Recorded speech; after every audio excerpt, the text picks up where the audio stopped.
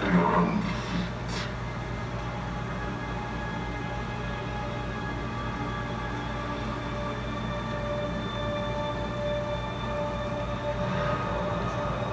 Come then, warrior.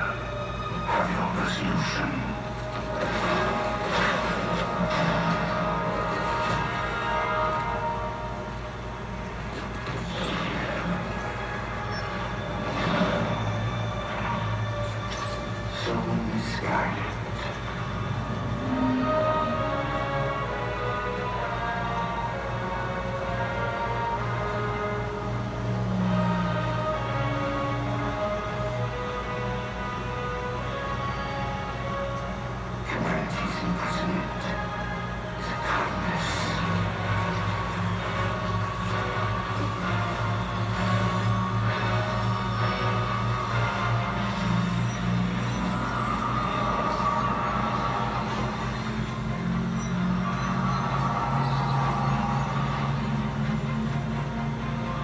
In that case, you won't mind if we return the favor.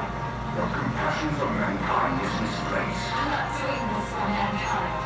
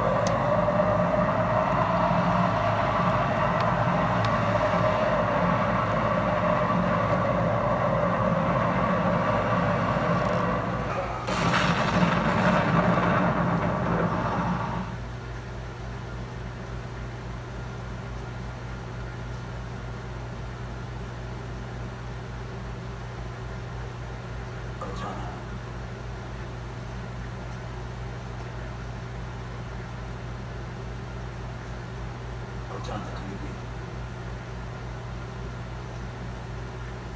Cortana, come in.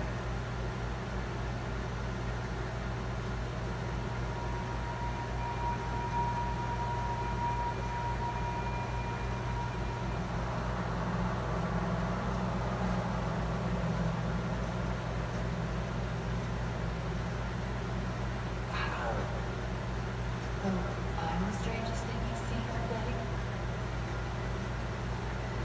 But if we're here, It worked. You did it. Just like you always do.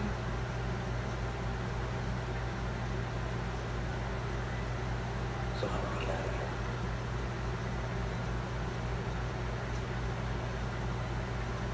I'm not coming with you this time. What? Those 2 days earlier, I not, we go together.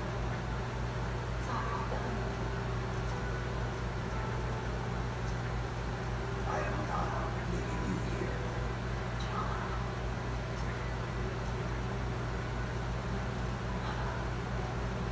I've waited so long to do that. It was my job to take care of you. We were supposed to take care of each other. And we did. Cortana, please.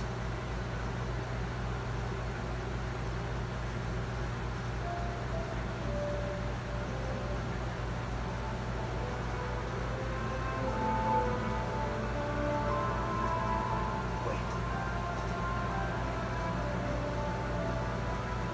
Oh, come on.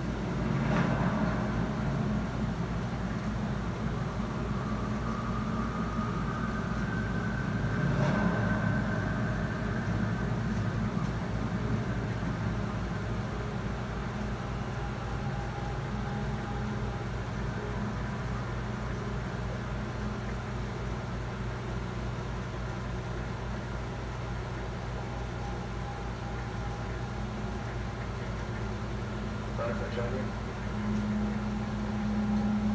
Of course not, sir. My name's Chief. It was kind of odd for you to call me, sir.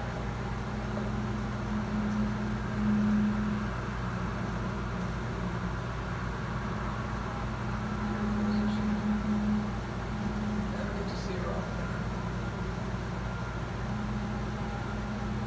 I grew up in New Harlem, at the Corporal Military Academy. Never saw her in person until I was an adult, but I still think of her so.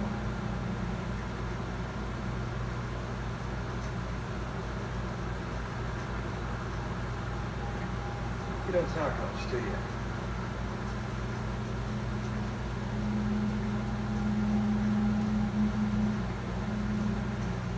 Chief, I won't pretend to go out with you. I've lost people I care about. Never anything like you're going through. Our duty as soldiers is to protect humanity, whatever the cost. Say that soldiers and humanity are two different things. Soldiers aren't machines. They're just people.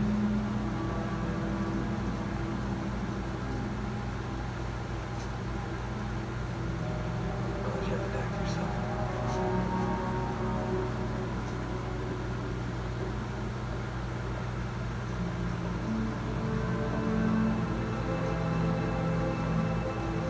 She said that to me once.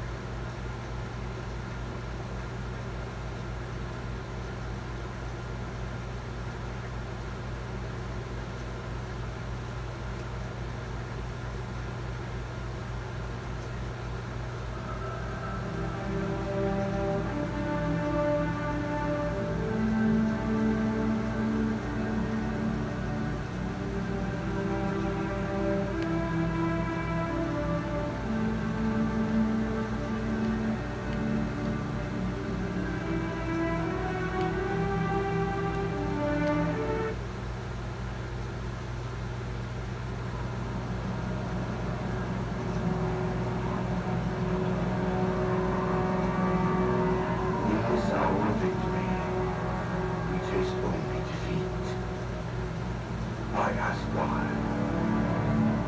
We are foreigners, guardians of all that exists. The roots of the galaxy have grown deep under our careful tending.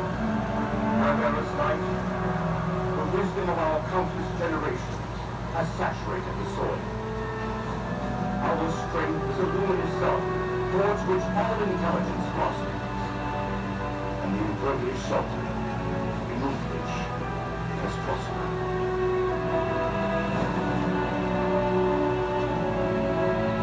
I stand before you, accused of the sin of ensuring foreign ascendancy, of attempting to save us from this fate where we are forced to. You see,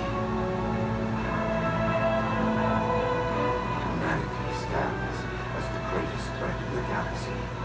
Refusing to eradicate them is a fool's gambit. We squander eons in the darkness while they seize our triumphs for their own. The mantle of responsibility for all things belongs to foreigners alone.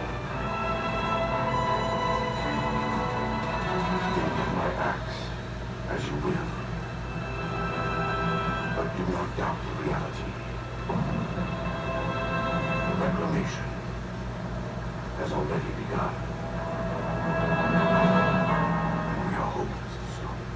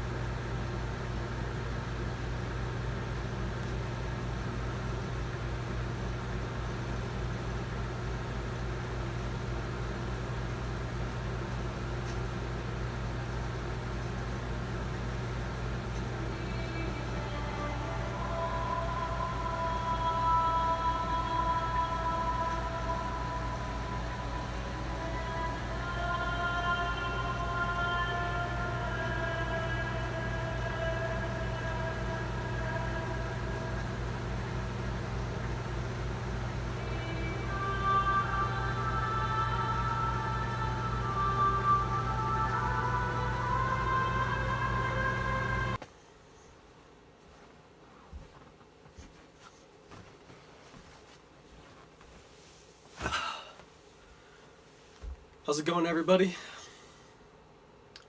I haven't been able to post as regularly as I was before school started because obviously I'm very involved with the work that is being asked of me. I want to not only provide an adequate response to the questions, but I want to exceed and to excel above and beyond what is normally seen as acceptable without being something that people look at and see and say, that dude needs to chill out. That aside, I have a huge compilation of works that I've been working on. Most recently, I've been muddling through my mind how to formulate this thought, and that is to portray some sense of subjective interplay between things that are seen as objective. Something very prominent like vaccinations should work beyond personal beliefs and without participation. But I want to use, like I normally do, some rigorous wordplay, some etymology, and be able to really kind of break down the preconceived notions as to how we look at and portray this scenario by actually painting a picture that is perspectively seen to be obscured in the light that I show it to be, while having in this light reason to back up the perspective that is being shown. I told somebody the other day that, I paint absolutes to be obscure and I paint obscurities into absolutions. But what prompts me to do so depends primarily on how the thing is being presented. I seem to take multiple different sides, whether or not this is the side that, analytically or through some unbiased approach through experimentation that I actually support. More so than anything, it can be something that I might actually support, but depending on who it is that's presenting the information, I might take the other side just based upon how the information is being presented and totally break down my whole conception as to the truth of the matter and build up an argument based upon, rationale and reason, which in a very in-depth and a very kind of introspective manner at how we have formulated our opinion and belief system to actually be able to conceive of such a thing, breaks down the thing itself, all just based upon how it's presented. So anyways, that's what I'm working on. I have something that is kind of similar to that, and I will get into that work here shortly. Now, before I begin, these works were actually pre-performed to this moment. I presented what you're about to hear at a poetry and beverage night up here at Utah State. So that was actually my first time reading these, was live up on stage, and I actually did fairly well. But I attribute that to a lot of this, whereas, it's just me one-on-one with the camera, but in all reality, I'm having the courage to go up in front of however many people are going to see this. And with that knowledge, it really downplayed the whole fact that I was in front of a lot of people live because, what's the stage really, right? When the stage is all that we're pretty much in, but we create this like separation between the stage and the stage. But what's the stage? And that's another piece that I'm actually working on right now, is called, up on stage, where what's acceptable and appropriate on stage isn't appropriate in the stage. Just wordplay and stuff like that. I do a lot of these writings when I have some downtime between classes and my exercising and other responsibilities. Sometimes when I'm feeling like I'm drained in one certain aspect and things have become very dry and blunt, I'll kind of try to channel some of this energy to give my life a little bit of that moisture, just so that the color can be brought back, so to speak. Give myself a break somewhere else by putting in the time in another area, which then overall just kind of influences the other to be better than what it was without doing these practices. So that's where a lot of this stuff comes from. That's when I do a lot of this stuff. Anyways, this one's called Escaping from Reason. Realize first that you are there for a reason. Then realize the potential problem presented and using reason to reason your way out. What's then reason but understanding of structure, form, and function, each chasing the other's tail? Reason then with reason, to provide a reason to get out of it. With no reason, feel free to find yourself where reason isn't, all within reason.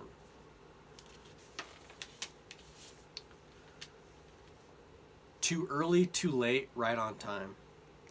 Less is more when those with more can't accomplish what those with less do. Sticking upon a reinforcement of position, only reinforced because of a lack, not found with more. Too early, too late, right on time. Nothing's not good. What's good but what is? For what's in good, when good is, our understanding of it is based upon the association that gives good meaning. This means that within the concept of good is bad for it to be. So then what's bad, if bad then like good, holds the other being good? Each word on paper, when exposed to water, bleeding out across the page its makeup. Within heaven, the shadow of hell, the altitude of each word only reinforced by the depth of the crack contrasted with ink. The greater the word, the greater what it's not, so it can be great. Great things then themselves are horrible things, and vice versa. Nothing's not good, even nothing, for it lets us know what is. Here's a recipe. Interspersed within a lot of these are my little made-up recipes. My life's I wouldn't say in shambles, but I think a lot of people prospectively would say that. It's kind of like I'm organized in a mess. It's an organized mess for me right now, and I'm kind of like the manifestation of this mess. And so I have a lot of these recipes that other people might look at and be like, the hell did you just make, dude? But kind of goes along with one of these pieces, too early, too late, right on time, where less is more when those with more can't accomplish what those with less do. Sticking upon a reinforcement of position, only reinforced because of a lack, not found with more. So a lot of these things wouldn't even be pursued if I had more than what I have right now, but due to the fact that I don't, they're reinforced, they're sticking because of the lack, not found with more. And that gives me more because I'm able to have something that those with more wouldn't even pursue, and then therefore don't have. And sometimes a lot of these things have much more value than the real pristine and the real refined, because they just have more life, they're more organic, they're full of much more than just this processed manner of accomplishing something in a real professional looking way. Kind of like the poor way of doing it almost actually gives it more life, At least to me. Maybe it's just a justification of my position through the means of expressive poetry by saying that I have more than those with more because I have less. And then justifying the products that I make to be of more quality and value than the products that those with more make, because they wouldn't even pursue to make the products that I do. And a product that is pursued when you have more, that is the product that I'm making right now with less, isn't even reinforced because there's no reason to pursue that pathway. So it's like this thing which can't be accomplished from the other end, right? And so it really is only existent within this experience of being impoverished, so to speak, and in so doing, in poverty you have more than those in wealth. You're more free. I could go on and on about that. Having less responsibility, you're more able to do what you want, and like Shakespeare's so often quoted as, is the shadow of the monarch the beggar. I'm just paraphrasing there, but who's the real monarch when the shadow of the monarch, who's the beggar, is the one that pretty much lives like a king because they don't have the responsibilities of the one seen as king. Breakfast pasta. Whole wheat pasta dish geared toward being a dense and sweet morning treat. Mix up some whole wheat flour with eggs and water until you reach a sticky and springy texture. Pull off sizable pieces and drop them in boiling water. Cook until solid through. Strain and spread onto a pan with butter and sprinkle browned sugar upon the top. Cook until glazed. I don't know, at around 275 degrees for 25 minutes. Cover with some more butter. Now layer with some syrup.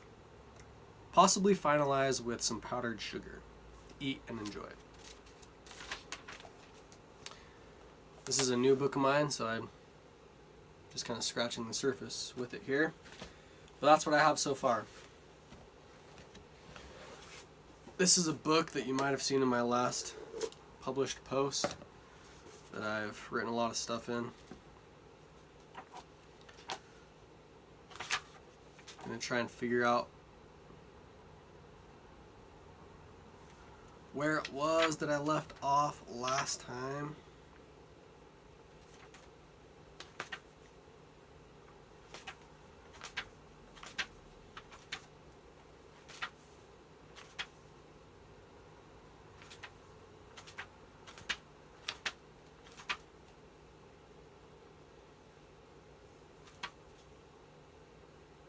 I think this is where it was that I left off. Compassion is a great motivator for the transition of what man is to what man will become. As the mass becomes compassionate for those unable in the standard ways, man gets together with compassion towards those incapable, making them capable, slowly changing themselves toward a form that allows the form movement that would otherwise be unable to move without compassion, moving them toward that which they had compassion for. The blinding science. Scientific practice is one of the most religious forms of worship toward balance and unconditional acceptance of what is, seeking to enforce the harmonies of the aspects involved and observed. The practice is blinding because the method involves some sense of removal of the scientist, which is impossible. Example: a scientist measures the distances and growth patterns of lichen, saying that due to the evidence, lichen grows in this way naturally, at this rate, dispersed in this manner. The scientist, believing themselves to be a product of nature, well, if so, then are they not an acting part in the natural occurrence of events? So lichen would grow naturally in whatever way scientists trained them to, being an influential aspect as much so as a microorganism seen as integral to the makeup as the thing itself. Disregarding themselves from the equation, the blinding science allows other factors to take over, reinforcing chaotic harmony among aspects involved. This one's kind of similar to my proposed piece that I'm working on about being a participant within something that should be objective.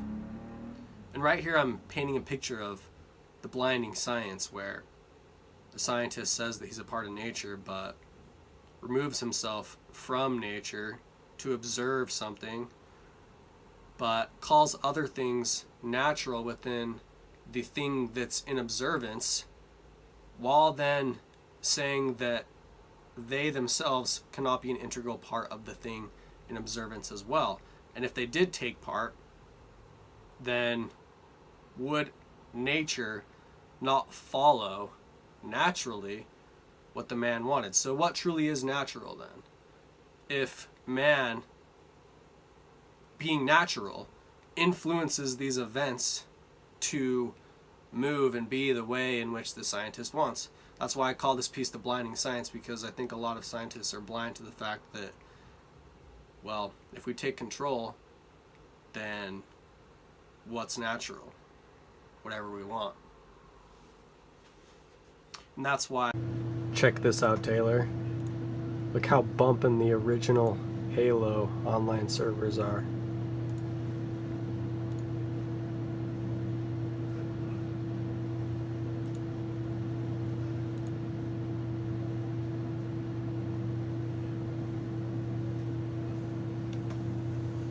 What the heck, dude? Are you seeing this?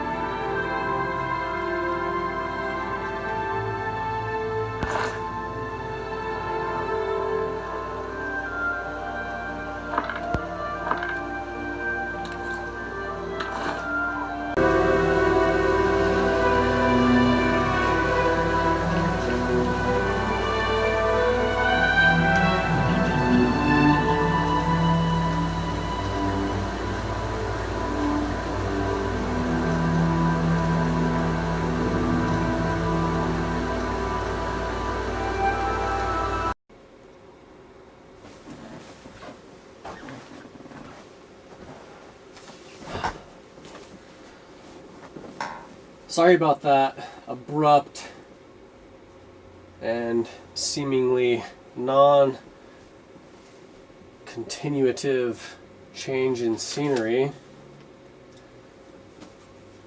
but I had to reorganize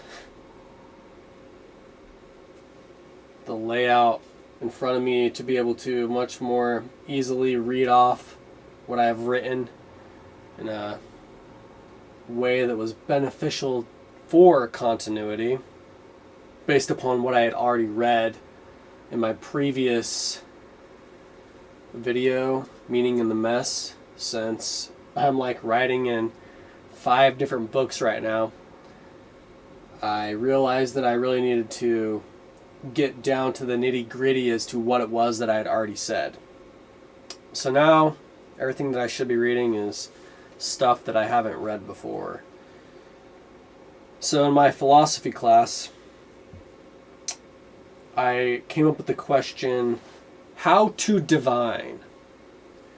And the word itself, depending on context, almost has 2 different connotations where, you have being able to divine is being able to gauge the situation and understand what's going on based upon, your senses. But maybe it's more than that, because the word is relational to the word divinity. And it's divine, right? So how to divine? And I'm doing some wordplay there where I'm saying how to, in a sense, be divine through divining.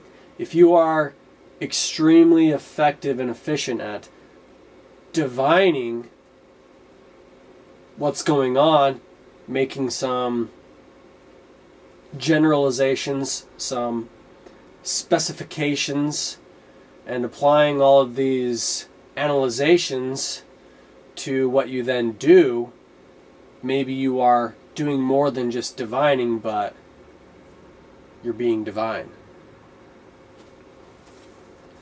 Anyways, here's the next piece. It's called light armor. Protected only by a symbol and your ability to convey its message, being light, once it is seen by those that look upon it. How much meaning does it carry? Enough to redirect action in accordance to it? If so, maybe it is heavy, but you've just left that portion behind. Does the heavy then need to be brought forth for it to be light? Doing some wordplay again there where I'm saying that messages in a lot of ways can redirect things coming at us like armor, and this is light armor, and a symbol perhaps on your chest is a message, and it doesn't necessarily have to be something inscribed in chainmail. The pure awareness of a message can change the actions of those that witness it. Now, this is based upon your ability to carry this message, right?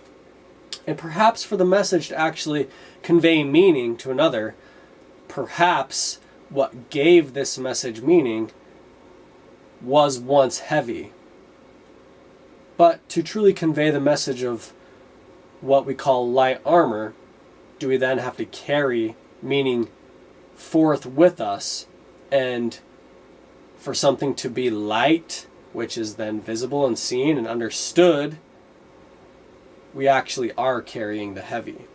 The burden is something of an intellectual capacity rather than something of a physical nature. But where's the line between those two things?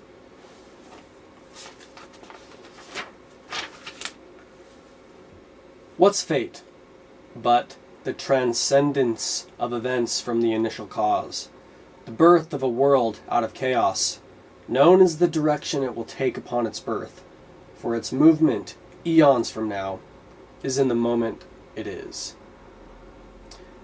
Came up with that during my philosophy class when somebody rose their hand and was an outspoken atheist. And I actually enjoy my class because honestly no one's attacking anybody. And the teacher was actually welcoming and said, this is great, we can apply what we're learning based upon her paradigm. It was a woman.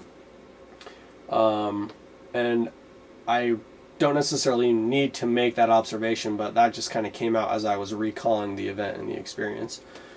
But anyways, as she was outspoken about her beliefs, then we were applying all that we were learning as a class to see if, based upon how she viewed the world, things such as fate, which we're talking about Aeneas and the fates of the gods, you know, is fate still something that's applicable for people that don't believe in God? And so I came up with this answer to the question, where fate still is something in which atheists themselves are under the control of, because, you know, the moment it is birthed out of this chaos, its movement eons from now is in that moment.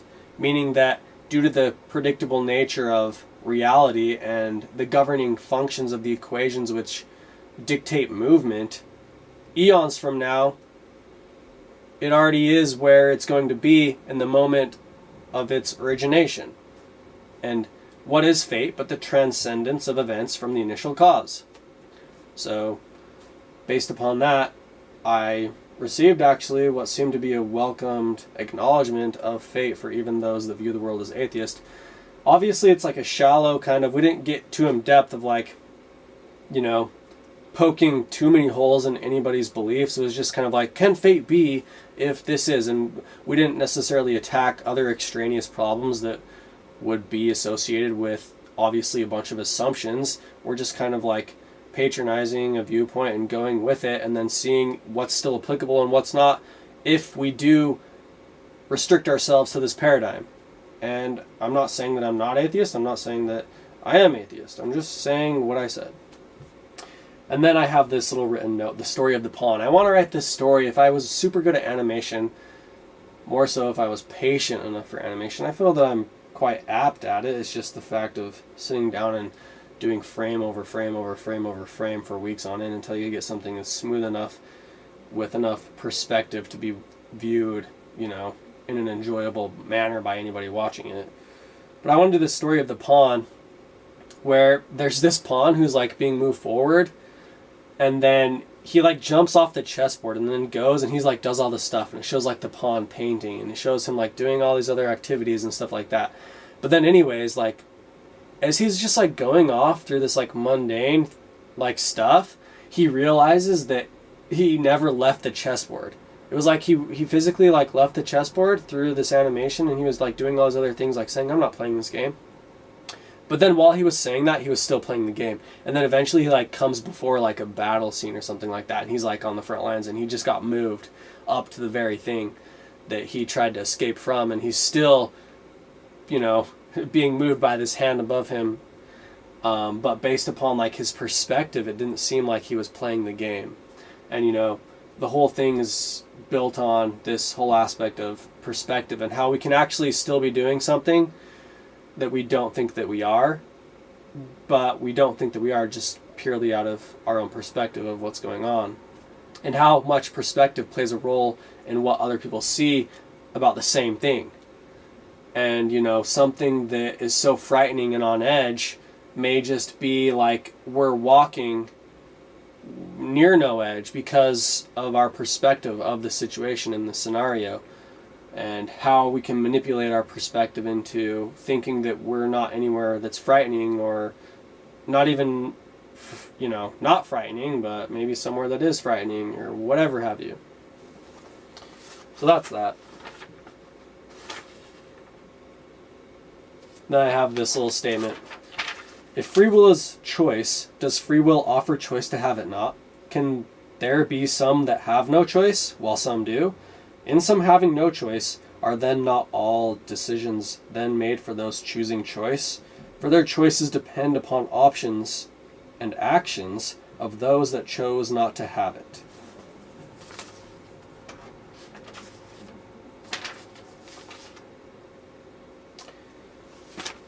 So, I also have some notes about the underworld, and instead of portraying heaven as the word heaven, I portrayed it as the word quest. And I wrote, the underworld, the skeletons of the past that hold this world up, the quest, on the horizon, up in the air, a dream to be made, the past, the future. Where are we? The present. The quest on. And I'm using this in kind of like a word play type manner where it's supposed to sound like question, but the quest on what is the question at hand. A place unknown that lets us know where we are. So heaven is this place that, once we're there, we're not. And it's like we're on this quest to be where we're not that lets us know where we are. That's from after kind of our last little dip into Aeneas, and he goes through the underworld and then reaches like the pinnacles of heaven. I have some more thoughts on that, kind of in regards to how Dante then uses Virgil as a guide up to the gates of heaven. And I almost think that it's like an unconscious thing where Dante realizes that the world is becoming more polarized, and that Virgil exists in like this transformative point of where the world is becoming much more definitive as to good and bad. And the world and the state of the world is changing, and Dante is like unconsciously aware that Virgil like led a portion of the world to this state of where heaven and hell in the eyes of what Dante sees is. And without Virgil, who was a transformative process in the culmination of what would become the preconceived notion of what heaven is, it wouldn't be. And so, but then also we get into like the relative aspect of things, and then for somebody living what we would deem to be a lesser stimulated experience of existence, less polarized, less definitive, or to a certain extent having less of like a variation between good and bad, is the fact that they live in this relatively lessly stimulated experience mean that they have no like feeling of hot and cold? Or are they actually more sensitive in the case, and then there really is no difference? It reminds me of some like really weird occult things that I was watching for a minute, just because they were fascinating and intriguing, like this whole kind of like paradigm of what the world was, and where the world was in this like almost like this Garden of Eden. It's this story, right, where there was no good and bad, and it was like there was no polarity, and the earth was in this perpetual state of harmony and bliss around the whole thing. And then all of a sudden, the picture is painted that for man to live, pretty much, we needed this like fall or whatever have you. I think it's called the light of Mercury, if I'm not mistaken. And anyways, enveloped was the earth in this sheath of protectiveness, which was like a golden age on the planet. But then due to some forces, beyond the control of man in that moment, the orbits went out of whack or whatever, and became this place of vast polarity and extremes of hot and cold and heaven and hell and stuff like that. And it's like just this weird other outlook on the world that's kind of like this occult pseudoscience, but kind of like mystical and attracting in that sense story.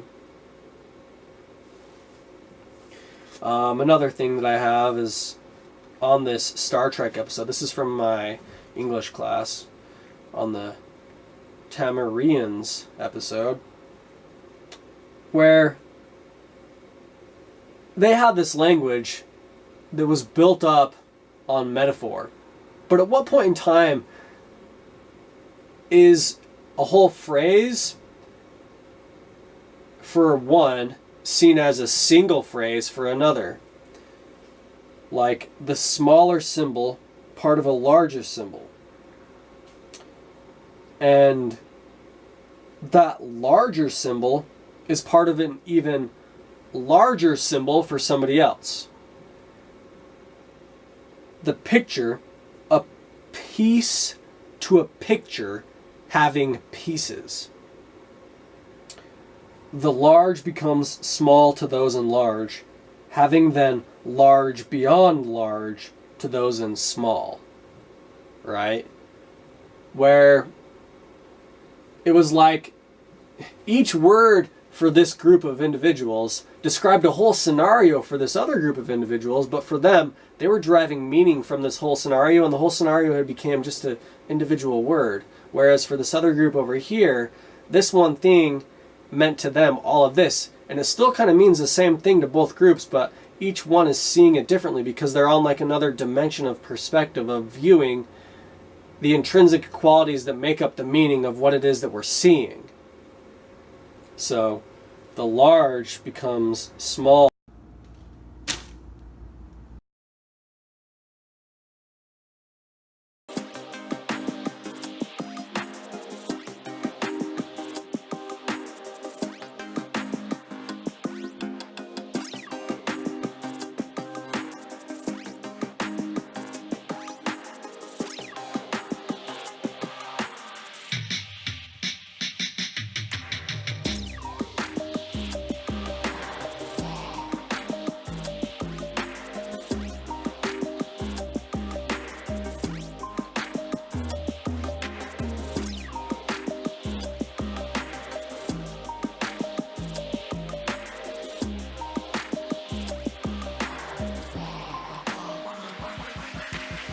If you're not watching one of the best shows on TV, what the fork are you waiting for?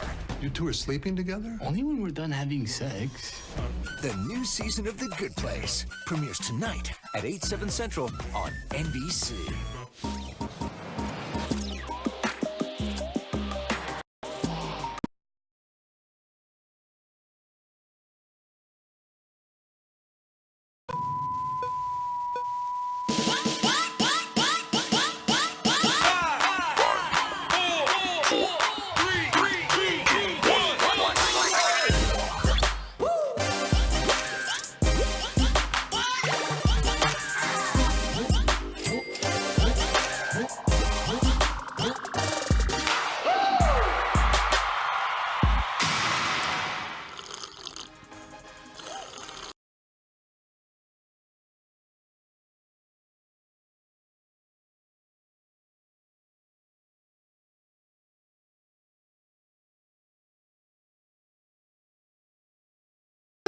Today is Thursday, September 27th. If you didn't know that by now,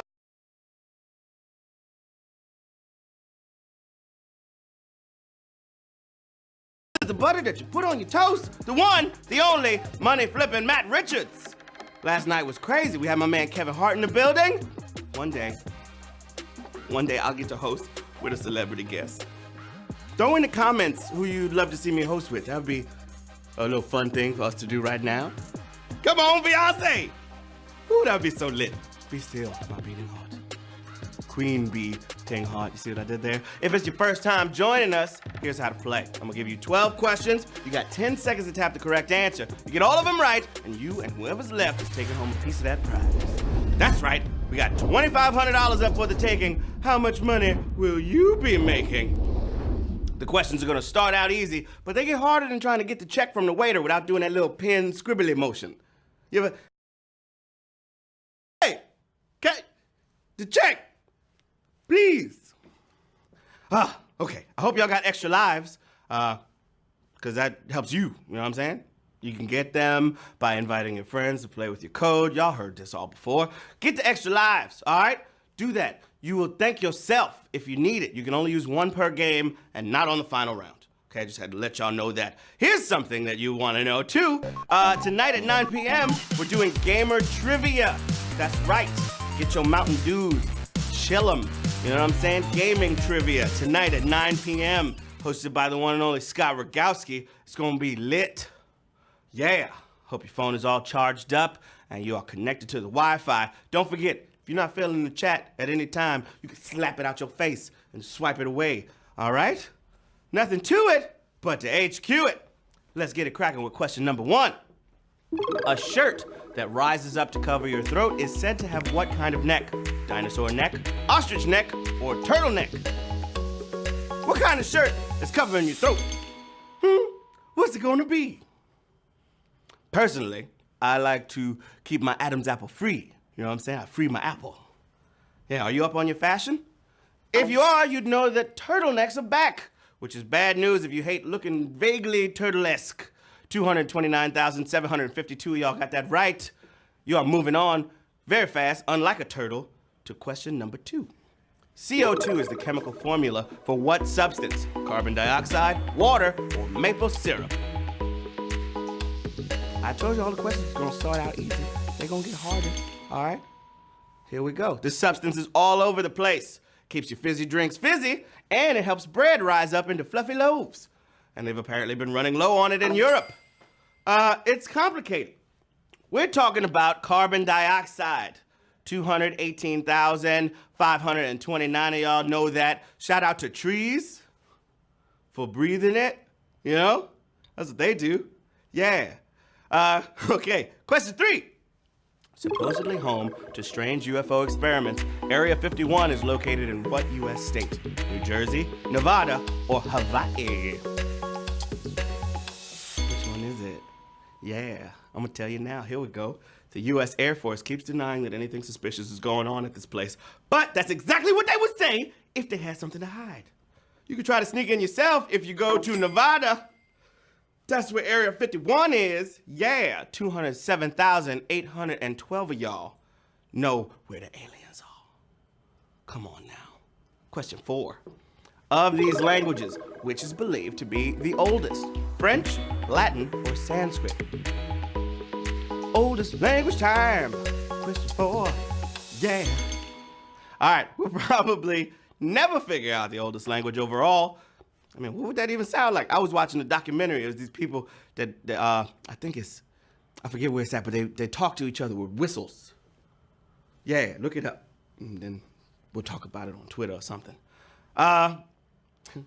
We do know, though, that Sanskrit is pretty ancient. It was used to write sacred texts for both Hinduism and Buddhism. Namaste, fam! Or in Sanskrit, namaskar. Yeah, namaskar and namaste is the same thing. Okay, question number 5. Mark Maron began his popular podcast by interviewing people in what field? Comedy, true crime, or politics? Podcasts are a very big deal these days. Like if you stuck in traffic or you ride the train to work, you can listen to them while you jog or exercise. Okay, as this guy definitely knows, it's a big deal. And while he may have gotten Obama on an episode, comedian Mark Maron started out by interviewing fellow comedians. Comedy is the right answer there. 42,022 of y'all are moving on to question number 6. Yeah. What do worker bees do to let others in the hive know about food sources? Dance, sing, or throw pollen? Gotta protect the bees, y'all. We gotta save them, because if they disappear, who's gonna make Cheerios not suck? Stevia? Okay. Bees, man. Is there anything they can't do? They pollinate the plants. They make delicious, delicious honey, all right? But when they find a good food source, they let their bee friends know by flying in a figure-8 formation known as a waggle dance. Waggle, waggle, waggle. Do, do, do, do, do. Yeah, Jason Derulo. See what I did there? That was a dad joke. Okay, question 7. Here we go. The quote, good artist copy, great artist steal, was often used by which of these people? Steve Jobs, Henry Ford, or Thomas Edison? The old quote goes back a bit and was probably first used by T.S. Eliot, but a lot of people think Pablo Picasso came up with it. People like Steve Jobs, though, who used this quote to justify Apple stealing all kinds of ideas, Steve Jobs, 15,704 y'all knew that. Y'all know he stole a mouse? Yeah, he went to Xerox for like a day. He was just looking around. He was like, oh, I like all of this. Taking it. Steve. Okay, question 8. Feeling great? What network's former head is now internationally famous for writing biographies? FYI, the History Channel, or CNN? What's it gonna be? Yeah. All right, We're sort of going back to back on Steve Jobs here, okay? His acclaimed bio was written by Walter Isaacson, who's also written about figures like Leonardo da Vinci and used to run CNN. Boom shakalaka, that's a savage question for you. Here we go, savage question song. Sorry you got it wrong. Savage question song. It's the savage question song. Ooh, I kicked my little coffee cup thing. Here we go. That was a little bit savage. Question 9, feeling fine. Here we go. Annie Leibovitz's famous photo of John Lennon and Yoko Ono appeared on the cover of which magazine? Vanity Fair, Time, or Rolling Stone? Yeah, this picture has been voted best magazine cover of all time, and it was taken by Annie Leibovitz, working for this magazine, about to tell you, Rolling Stone. Yeah. Taken for Rolling Stone. Sadly, it was one of the last photos taken of Lennon because he was gunned down later that day, several hours after. I didn't mean to bring the whole mood down, but 3,793 of y'all got that one right. It's time for question 10. Here we go. Which of these films was John Hughes' last movie working with Molly Ringwald?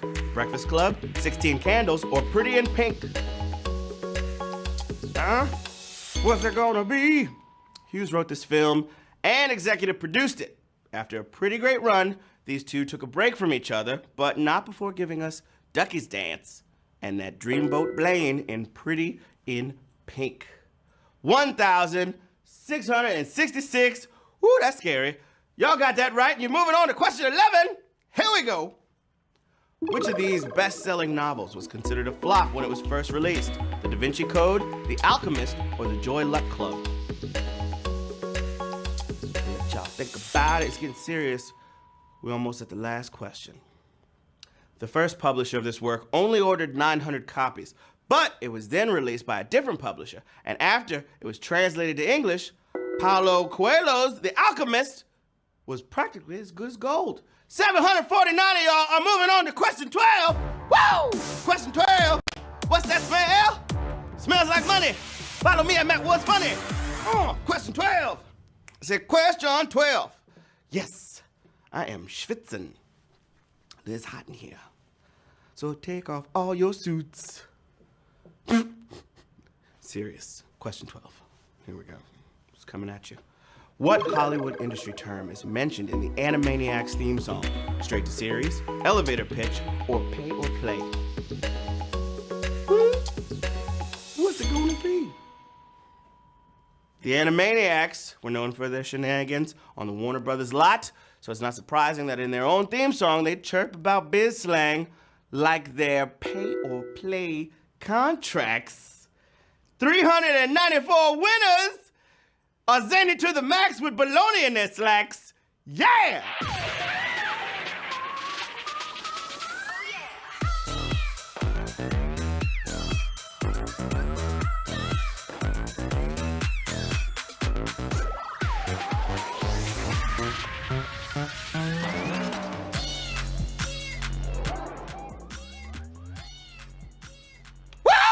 All right, we got 394 winners. Shout out to Lucky Doc.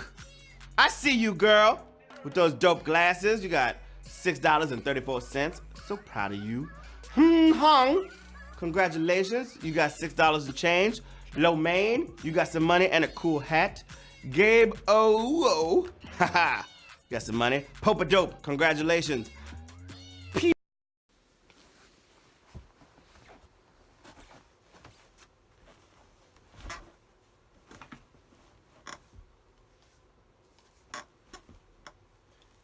And I've had to switch my forms of recording this event once more. Great stuff. I am determined. I will persevere. But talking about these symbols, which are an expressive part of relaying this whole scenario to give the symbol meaning, but is used as a word within a picture, which maybe then for another higher form is a singular word to express this whole picture as well. Touching upon this a little bit more, I have this written. If communication is an act, a movement. For a movement to be seen, must your movement align with what moves, otherwise can you see it? Intersections, interference, intelligence of the movement by the humors it navigates. What's beyond the humors one navigates is beyond the one that navigates them. Meaning, can you comprehend beyond what you can comprehend? Right? Space, stillness, absence, seen as death, but maybe taking life and form to another. Where the space is the defining characteristic of what's being expressed. Moving on. I'm done with this. Done with this, done with that.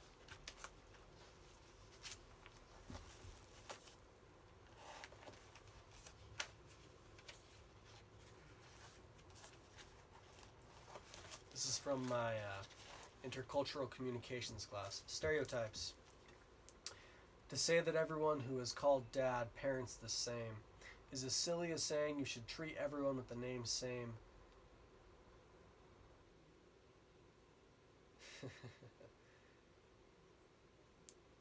Is as silly as saying you should treat everyone with the name Sally similar. Stereotypes are like an ill-informed diagnosis, where the ones who fall under the self-appointed authority to do so are the most afflicted with the disease. Treating the stereotype not only reinforces it, but fails to treat the person in treatment, as they are collapsed into a dataset acquired from a group who they're not. Those that study the nature of things should be the first to know that life entails what is designated a mess, a zone ordered unto itself, where the zone that sees the mess is made up, making a mess, by what it calls one. There would be no gold without a cosmic supernova, showering a nebula and planets to be born with radiance. Good and bad aside, given the nature of all things, can you say what they are without saying what you are?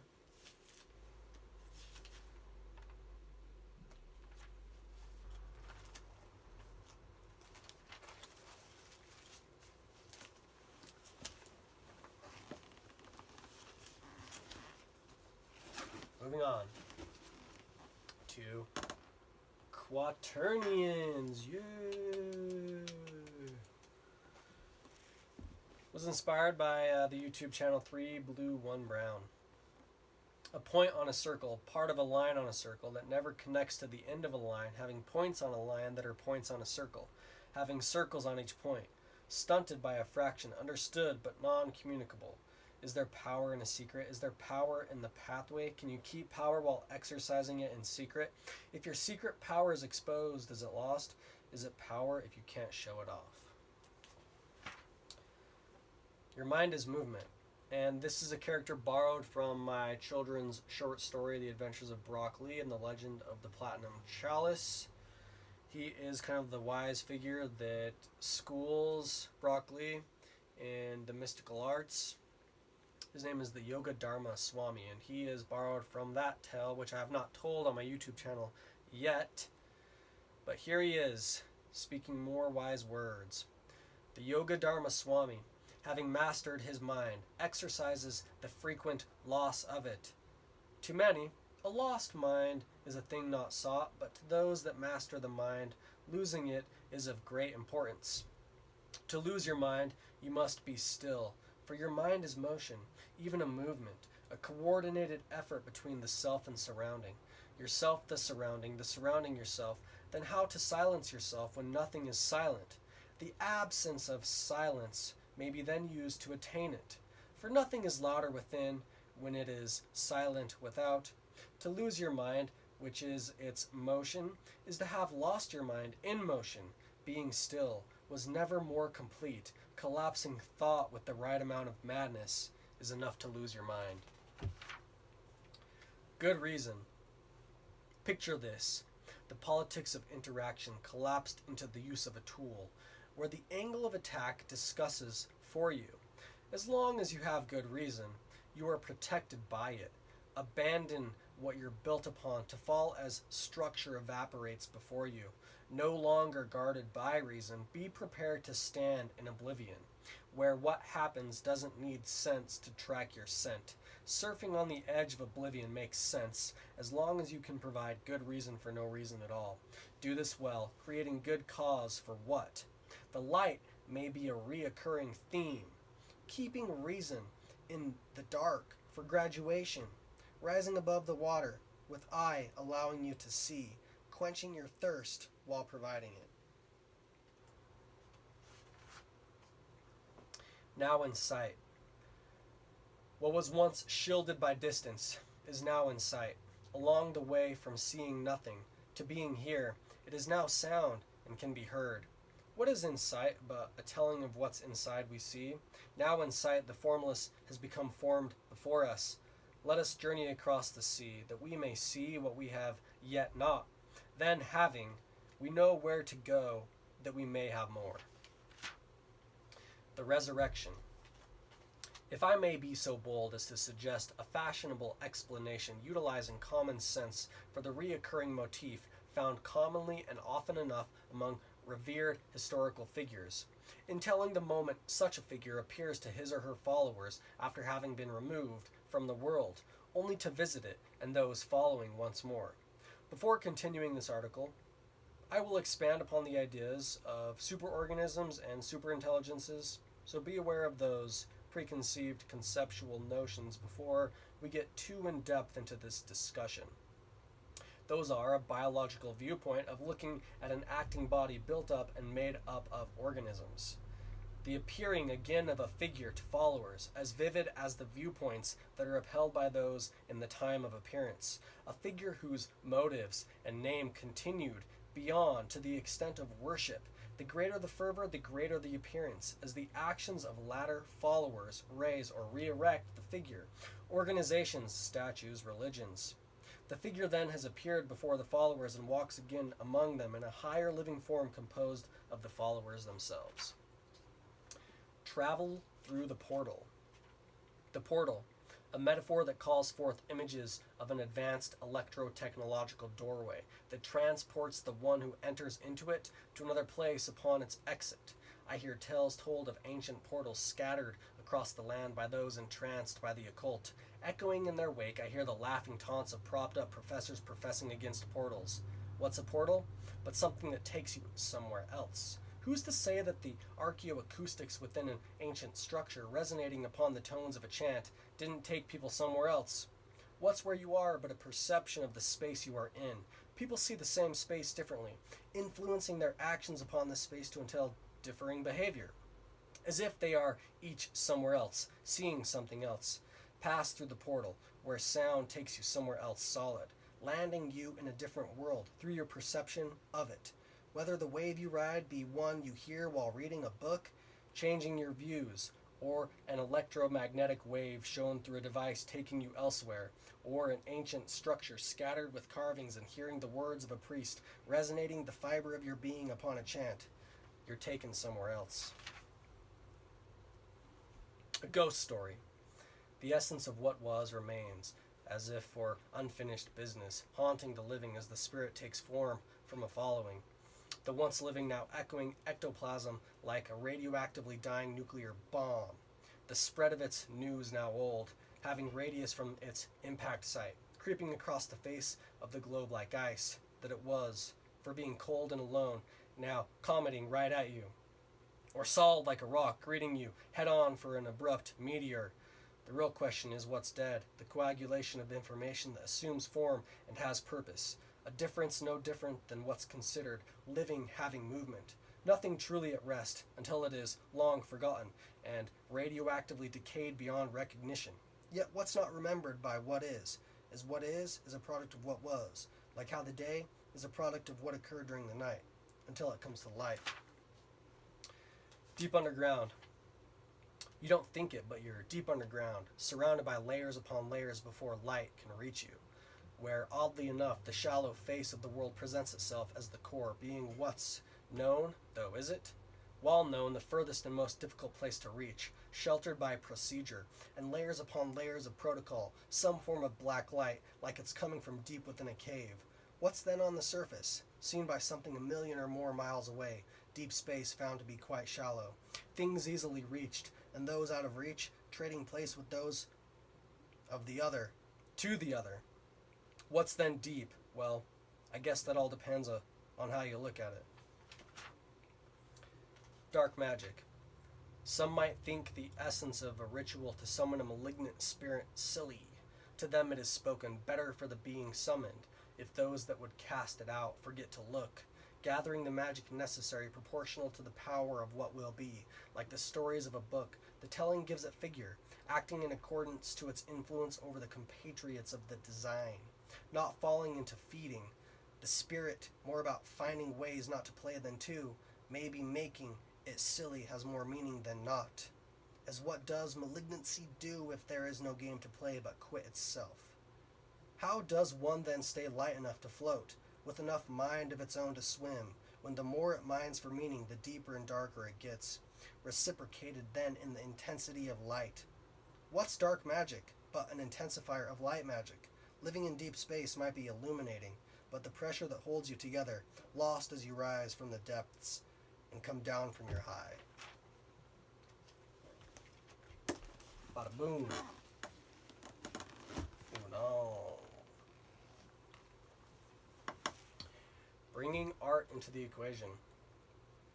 The other day, after getting threatened by a woman named Amanda for recording myself reading some of my written works while on a chest-high rail overlooking the valley, I ended up at the recently opened art museum here on USU's campus, where I met a few characters. I browsed through what I could before I had class. Then after, I went back and ended up having a conversation with one of the curators, Zach, who was going into archaeology. The discussion led into him talking about how artistic expressions of mankind almost show a need for man to express himself through art. I gave him an overconfident explanation about how man has reached such self-awareness that for man to fill purpose, man must then make life more than a basic fulfillment of needs, reactions, and a following of internally expressed biological instructions. Aware that in this, for man to feel more than just that, an expression of what it isn't gives man what it can't, making life more than that, by making that life.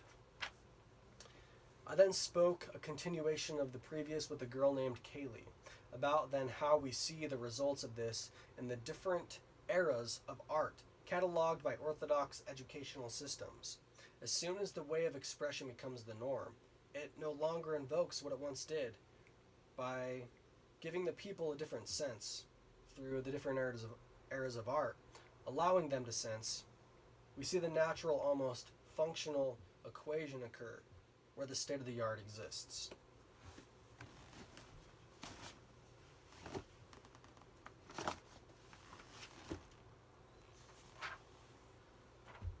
Undefined space, a term used more to describe an absence rather than things taking it up. The space taken, given form through our observation of it. We see its shape, its ability to move, and we call it something. We give it meaning.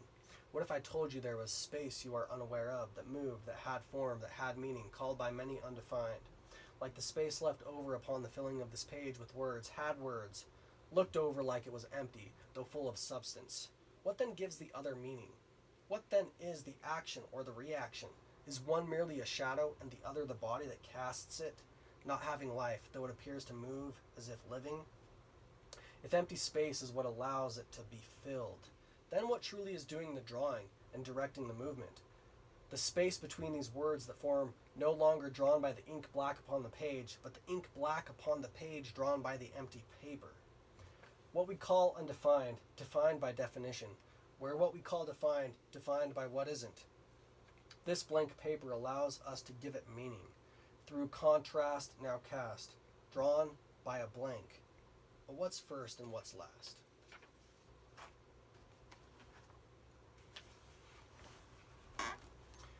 Finding some time that is being tough to fill.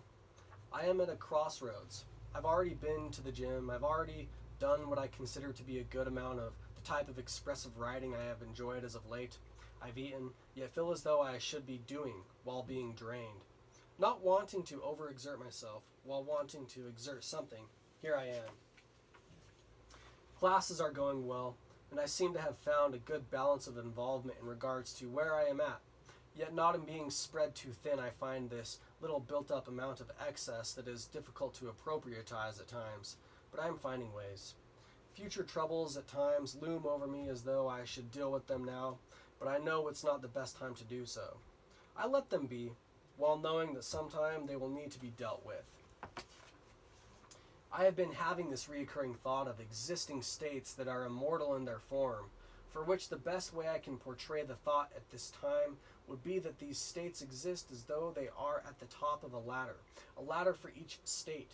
Each hold on the ladder represents an experience, that after climbing the ladder, the state is realized through the pathway of experiences to reach it.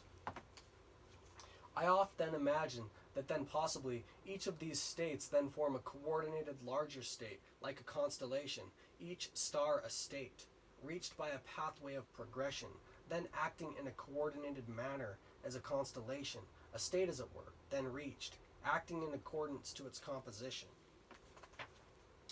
One of the first times I feel I somewhat successfully portrayed this thought to another was in a conversation with a fellow student named Chris, along with another named James, speaking to them about truths existing as independent states, unreliant upon belief. I described each state, the top of a ladder, as a song heard in its fullness through the pathway of progression, existing as experiences being the rungs on a ladder. Realized then upon the climb, once an aspect of the song is changed, it is a different song, rendering its existence immortalized in a state where to realize it, the experiences or rungs must be climbed. The discussion led into some form of ultimate truth existing beyond us.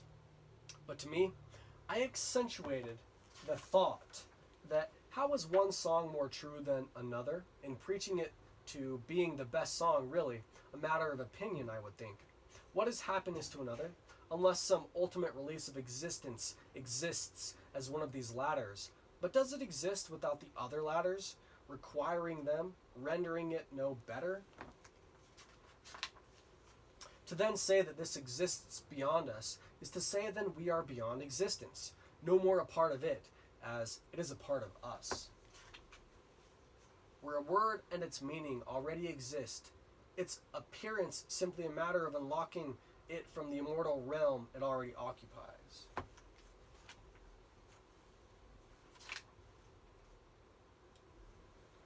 To what extent are the similarities between the ancient pantheons we study, representing what we see as deified worship, with today's pantheons represented in the numerous fictitious stories we tell of supermen?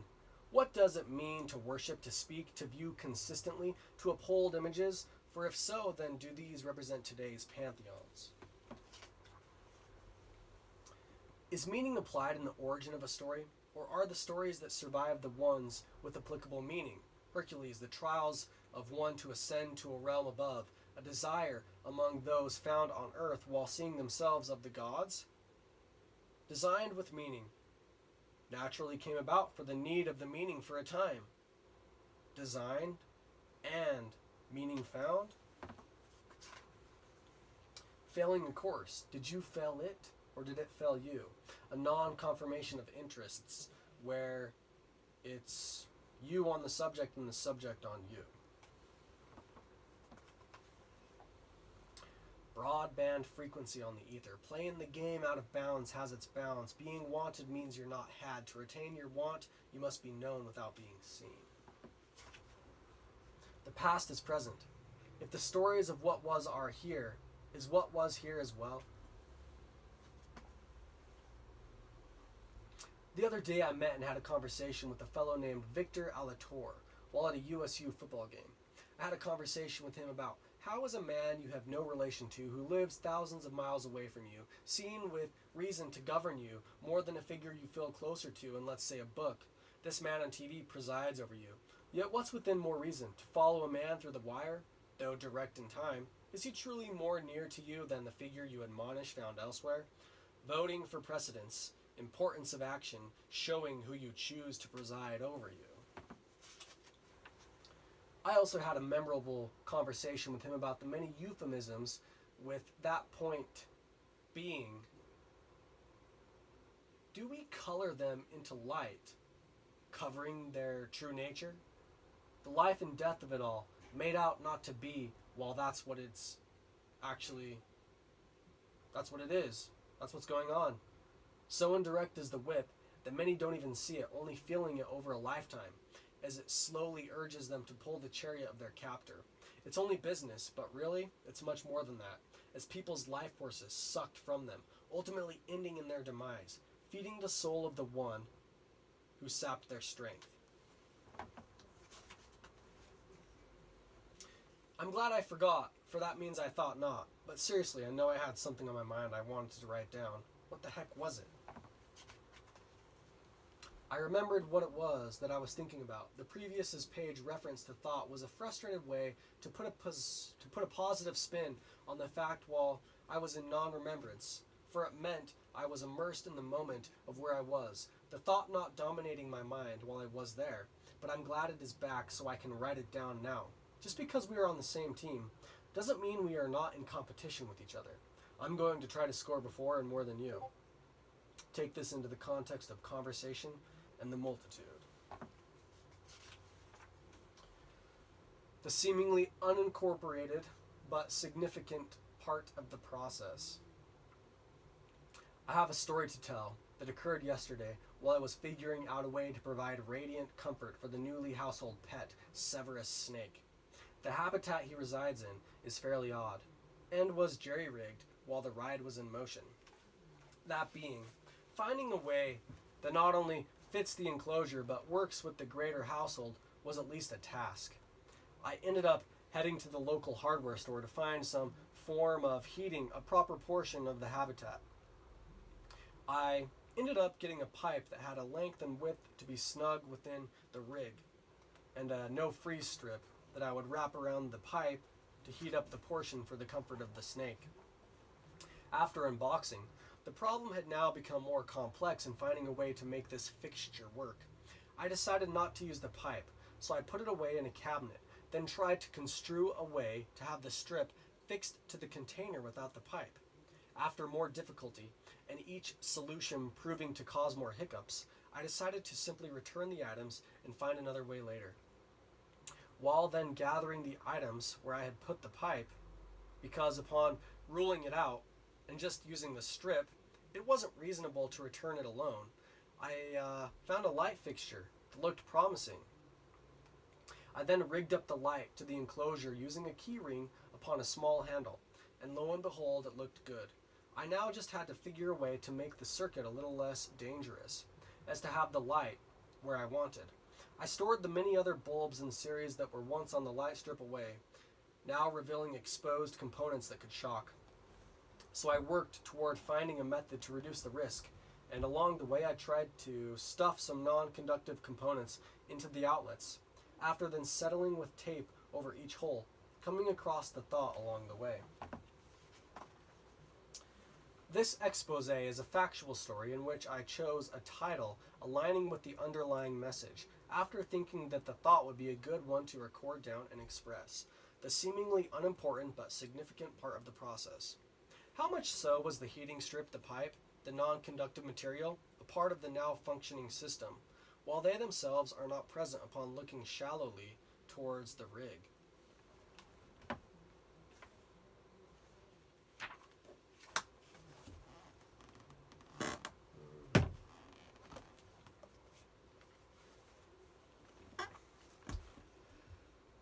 The other day I found myself experiencing a truly ecstatic moment in an otherwise uncomfortable place.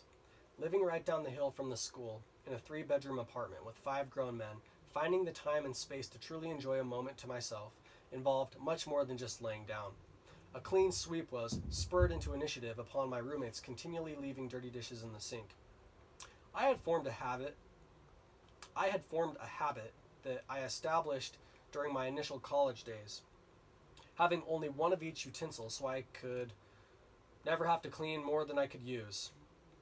None of the mess was mine, but I could bear to live in the environment no longer, and had done as much to get them to clean up after themselves without altercation.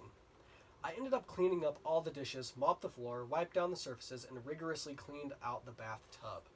I wanted to be able to soak in a comfortable place, but to do so comfortably, I knew I had to clean it out because it was filthy. I literally scrubbed the bathroom inside and out with bleach, and then thoroughly rinsed out the premises. Upon finally gaining a clean space and the time to myself before embarking on this journey, I went out and got a 4-pack of some pineapple coconut Seagrams, and drank 3 of them while enjoying some video games on the PC that I put together. The 4th I saved for what's to come. I recently stumbled across a musician named Jake Chudnow, and during the time, the sounds were very provocative for me. So I drew up a bath, and to give a little bit better perspective, this space is about 5 feet by 2.5 feet by 7 feet. Our light is burnt out. I used a ripped-in-half Ziploc bag to cover the drain to fill up the tub. I had my last bottle of Seagrams on the ledge of the tub, and my phone was propped up on the ledge also, and was playing the videos on Jake Chudnow's channel while I lay in the hot bath, drinking my blue, almost fluorescent liquid in the light of my phone. Feeling like I was off in a retreat, having performed intense yoga with mesmeric tones, absolving my awareness into a higher realm where I was unaware but knew it. The plug on the drain wasn't complete, so I had to continually fill the tub back up. But the cycling of the water seemed to add rather than subtract from the environment. Each time I turned the faucet back on, the bubbles from my homemade strawberry yarrow rose with the level of the water. Upon finishing my bottle, I lay there and filled it up until the balance was just right, hanging in the balance, just so, where the portion of the above was like a periscope, and the latter was the vessel being the submarine, below the surface. I lay there and knocked the bottle back and forth across the breadth of the bath, watching it ominously float and bob in the dim light, becoming aroused with my situation, not having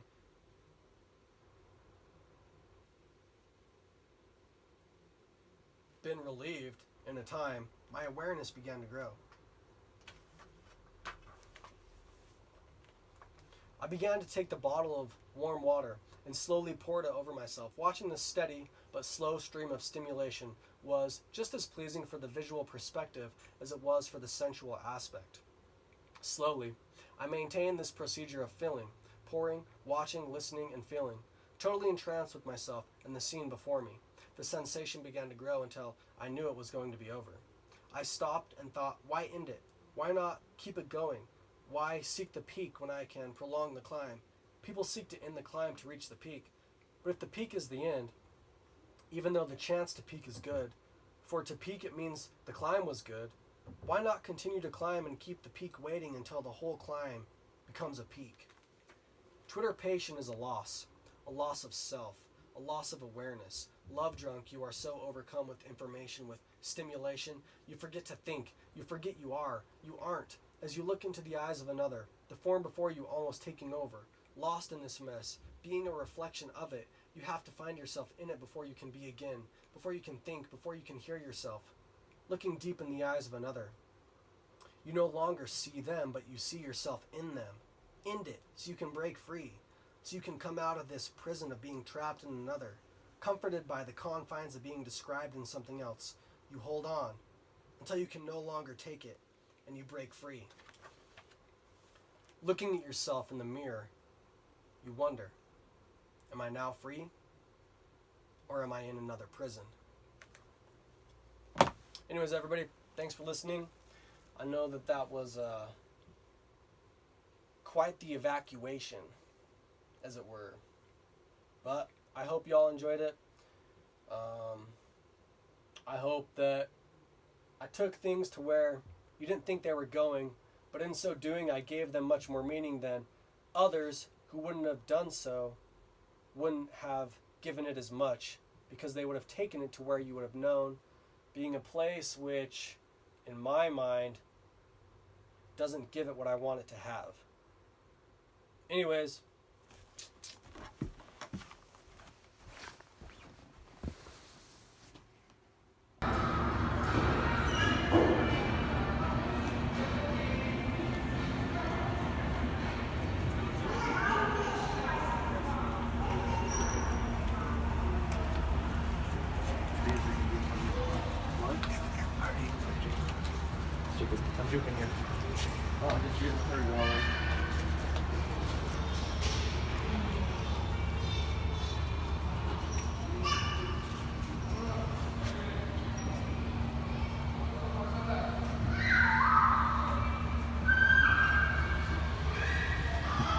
It's like a museum in here, man.